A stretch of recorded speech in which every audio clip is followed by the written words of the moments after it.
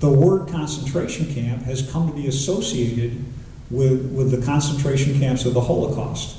The concentration camps I'm showing you here are not that kind of a camp.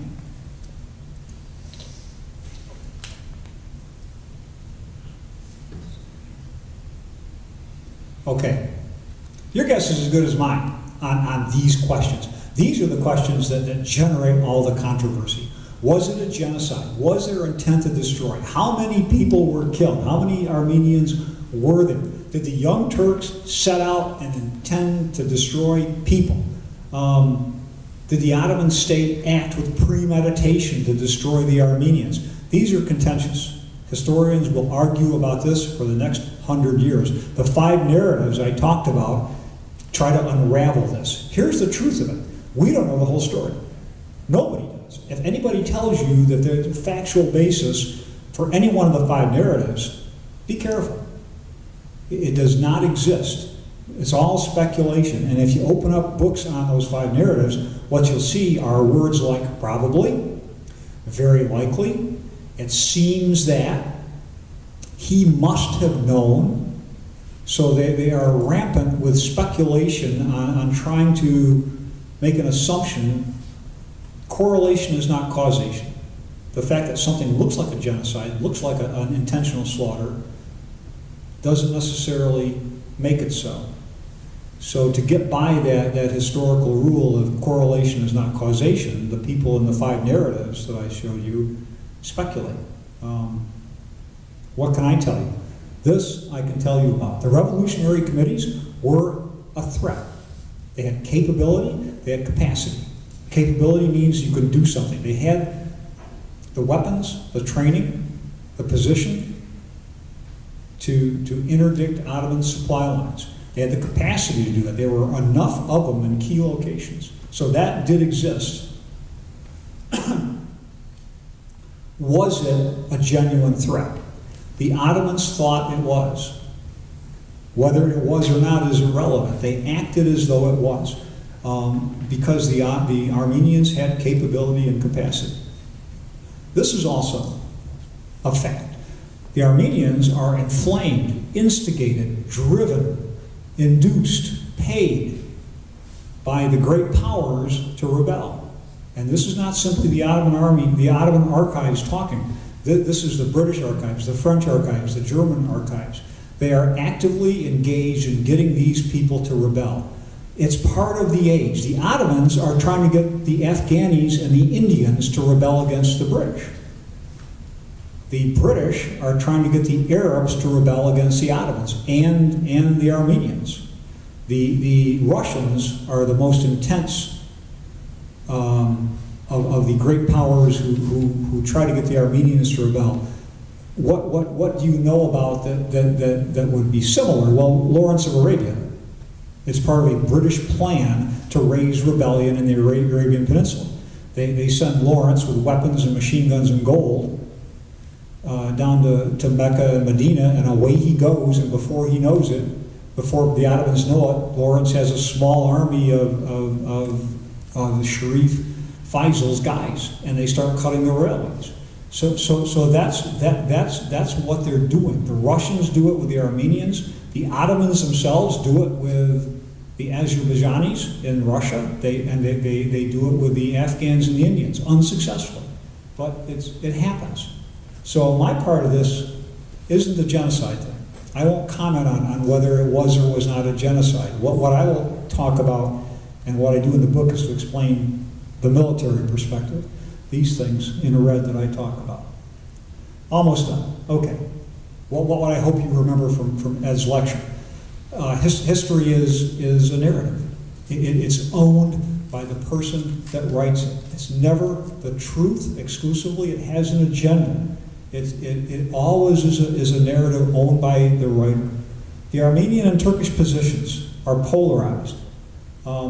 They use the same facts to arrive at opposing narratives. I mean, it's uncanny. When I read a Turkish version and an Armenian version, the same events portrayed differently. I think there's middle ground. It can't be two polarized extreme positions. It can't be genocide, yes or no. It can't be harmless Armenians, yes or no. There's got to be some meeting in the middle and merging of the understandings of this. It won't happen in our time. People in Turkey say, well, what can we do about the Armenian lobby? What can we do about April 2015, right around the bend? And I say nothing. This is a 100-year process. This won't be understood for 100 years, sadly. The last thing, read widely and in depth. There's a huge literature on this. Don't just read the Turkish side, read the Armenian side as well. They all have something to offer. And with that, I'll conclude. And if anybody has questions, I'll be glad to take them. How long did I take? 45 minutes, roughly? Maybe longer? Questions, sir? Huh? Oh, you raise your hand? Do we have a microphone? Yeah, I have. Yes, good. Yes. It's a fascinating story you tell, but you seem to ignore some of the events that took place before the spring of 1915. You don't talk about the annulling of the February 1914 agreement that followed the Balkan Wars. You don't talk about the... Yeah, in the book, I go in depth into the, really starting in 1880. The rise of the committees, the Ottoman responses, the Balkan Wars. So the book is very comprehensive on this. Yeah, but in your narrative here, yeah. You don't talk, for instance, about the secret conference in Smyrna in January of 1915, where the names... Those things are not verifiable for historians. Oh, please. They're not verifiable. There's no authentic evidence. Those are speculations. Dadrian and those guys, that's speculative that happens. I don't want to be in an argumentative state with you, sir, but my mother's father was on that list. He was warned in advance by a Turkish friend, you want to list the hell out of Turkey. Yeah. He got out of Turkey. There was that secret conference. They're not really secret lists in a sense. Well, what they are on the April 24th, the Ottomans arrest 300 intelligentsia and Armenian notables in Constantinople and Smyrna. How come? Are all of them revolutionaries? No. It's profiling. It's profiling. What we know about the committees is that they're led by intelligentsia. So most of the people who are arrested on April 24th, within 10 days, return. The ones who are thought to be guilty are held in camp. But you don't talk about the plans that were made to relocate the people long before the events of late spring of 1915. The laws that disarmed the Armenians, including the true Armenians in the army, that was what, December of 1914. The Armenians in the army are disarmed in February 1915, and they're disarmed for just the reasons you might suspect. They're transferred to the labor battalions to work on the roads. So that's in the book as well. And with 45 minutes, there's a limit. I've got to compress the argument. Have you read the book? No. You should. No. You should. It's documented. It's a combination not only of Turkish sources but of Russian sources and the strong Armenian literature that exists on the committees. So the book does cover all the absolutely pre spring of 1915 events. Yes. The declaration of a fatwa against the infidels, etc. Yeah, that's irrelevant to this. Quite frankly, the idea that the Kaiser, talks the Sultan into issuing a jihad. It doesn't affect this. Since you were defending your point, let me ask this question. Sure. Why were the Assyrians and the Pontic Greeks killed? They are also a threat. They are also viewed as a threat. Were they a threat? Probably not. It doesn't matter. It doesn't matter whether these groups were actual threats. They were thought to be threats. Some of the Assyrians, some of the Kurdish tribes are taken off the board too.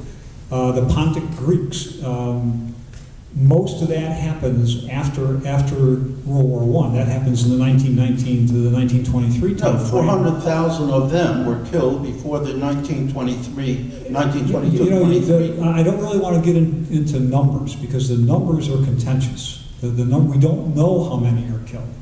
You don't know. I don't know. There's no documentation on this. What makes the Holocaust unique, to be honest, is the minute attention to detail that the Nazis have on collecting names and documenting travel. Nothing like this exists in the Ottoman Empire. Most Armenians survived the war. The fact is, in 1923, out of the 1.5 million Armenians, perhaps 1 million of them survived. More Armenians survived than are killed. Well, my father's family didn't survive. I can give you the least I can tell you. There were 5 people that died. I get that. All I can say is buy the book, read it, and with an open mind. With an open mind.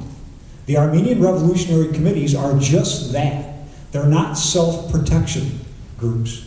They're Armenian Revolutionary Committees. They're heavily armed.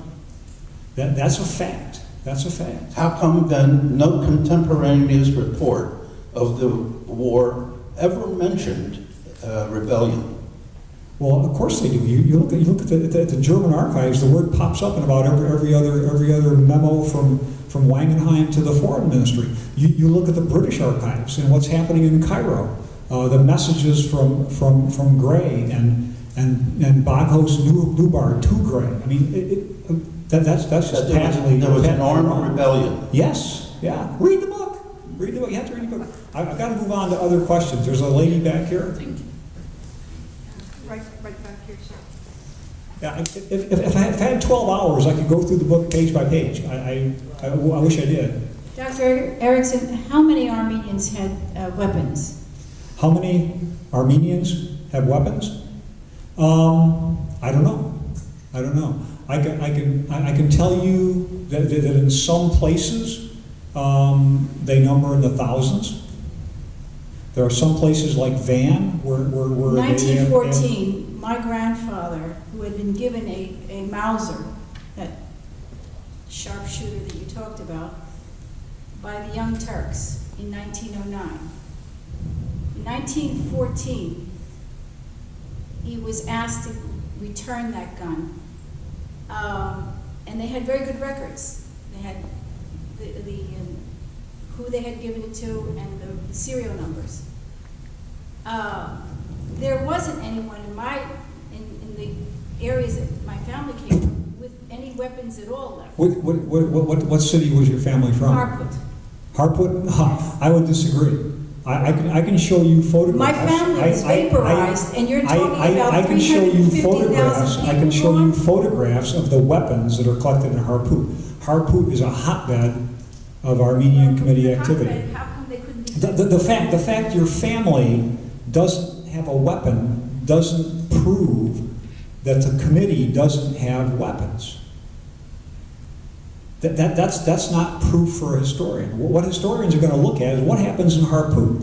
There's an Armenian incident caused by the committees, which you can characterize as a rebellion. You can characterize it as self-defense. Whatever it's characterized, it's fought with guns, and the Turks in the end prevail, and they capture lots and lots of weapons. Well, one of the outcomes of this is photographs of captured Armenian weapons. In the same way that during Vietnam, for example, you saw photographs of captured Viet Cong weapons. It's unarguable that the Armenians were heavily armed. Read Louise Nalbandian. Read Harach Dashnibian. What I've taken about the Armenian committees is not the Turkish view. It's the view of the Armenian scholars who write about the committees. Louise Nalbandian, the preeminent one, Harach Dashnibian, and they talk about the arming, the preparation, the training. Another question.